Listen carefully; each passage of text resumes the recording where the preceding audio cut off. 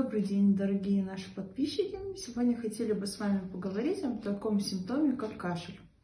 Многие мамы при появлении кашля у детей сразу начинают назначать противокашлевые препараты, различные сиропы от кашля. Но хотела бы вам напомнить, что кашель — это не самостоятельная болезнь, то есть симптом, то есть проявление какой-либо болезни. Да? Соответственно, сначала надо выяснить причину возникновения кашля, а уже потом его лечить. То есть кашель бывает даже просто от сухого воздуха, от того, что в помещении очень жарко.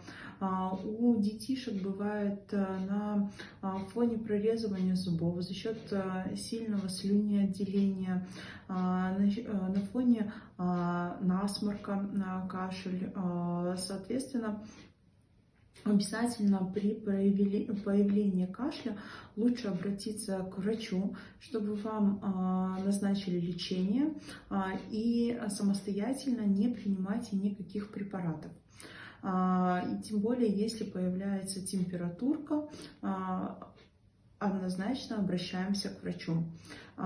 И меры предосторожности, то есть обязательно, чтобы влажность в помещении была, чтобы помещение проветривалось, не было сухого воздуха, ребенок спал, если грудничок, желательно рядом устанавливать увлажнитель воздуха или же на батарее вешать влажные полотенца.